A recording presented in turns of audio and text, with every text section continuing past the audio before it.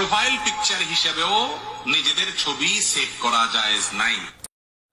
অথচ সবাই নিজেদের ছবি ফেসবুকে প্রোফাইল পিকচার হিসেবে ইউজ করে এই নাজায়েজ কাজটি করছেন। ভাইসকল আপনারা দেখতে পারছেন শেখ আহমদুল্লাহ সাহাবর একটা ভিডিও নিয়ে সোশ্যাল মিডিয়ার মধ্যে নষ্টামি শুরু হয়েছে।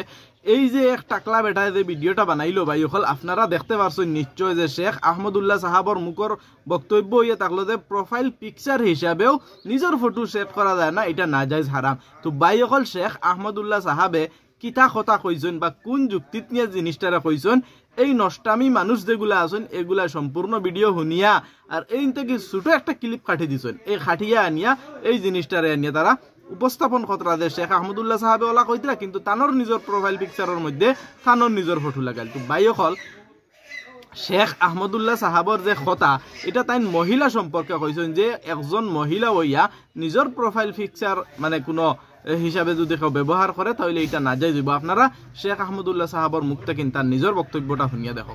ফেসবুকে ছেলে বা মেয়েদের অনেক ছবি আপলোড দেওয়া হয়, এই ক্ষেত্রে ইসলাম কি বলে?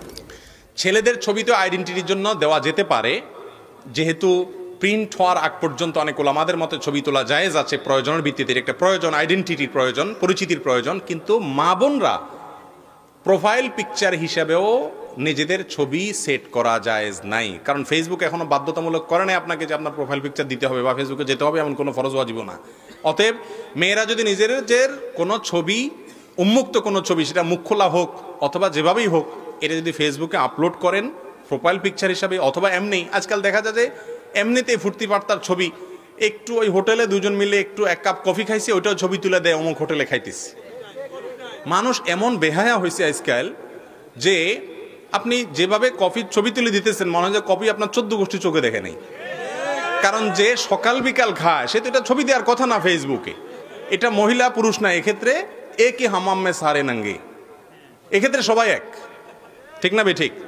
তো এই জন্য এই কাজগুলো করা যাবে না। তো ভাইসকল আপনারা শেখ আহমদুল্লাহ সাহাবর মেইন বক্তব্য শুনতে পারছেন যে তাই কইছেন কোনো মহিলায় প্রোফাইল পিকচার হিসাবে নিজের ফটো সেট করা এটা জায়েজ না। তো ভাইসকল আপনারা নিশ্চয় বুঝতে পারছেন যে মানুষের যে বিভ্রান্তিটা কইরা, কিন্তু লগে দিয়ে এটা কইছেন যে কোনো ছেলে বা পুরুষ মানুষে যদি নিজের আইডেন্টিটির লাগিন, নিজের পরিচয়ের লাগিন যদি প্রোফাইল পিকচার হিসাবে নিজের ছবি সেট করে তাহলে কোনো অসুবিধা নাই। বা কিছু উলামার মত এটাও আছে যে ছবি তোলা দেখটা যত সময় পর্যন্ত প্রিন্ট করা হয়েছে না অত সময় পর্যন্ত কেউ ছবি তুললে এটার মধ্যে কোনো অসুবিধা নাই।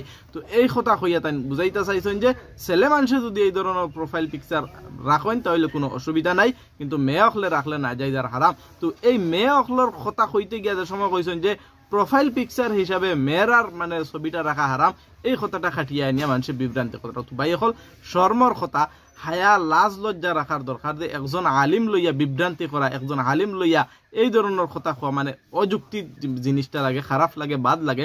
যে কথা কইছেন সম্পূর্ণ কথা তুলিয়া ধরো। তো ভাই হল এই যে বেটার ভিডিওটা বানাইলা, এই বেটার ভিডিও দেখি আপনারা কি লাগছে কমেন্টের মধ্যে জানাইবার। এত বুজুর্গি আর এত সুন্দর কথা কনেওয়ালা ব্যক্তি শেখ আহমদুল্লাহ সাহাব, তার সম্পর্কে যে মিথ্যা প্রচার করছেন আপনারা খারাপ লাগছে না ভালো লাগছে কমেন্টের মধ্যে জানাইবা।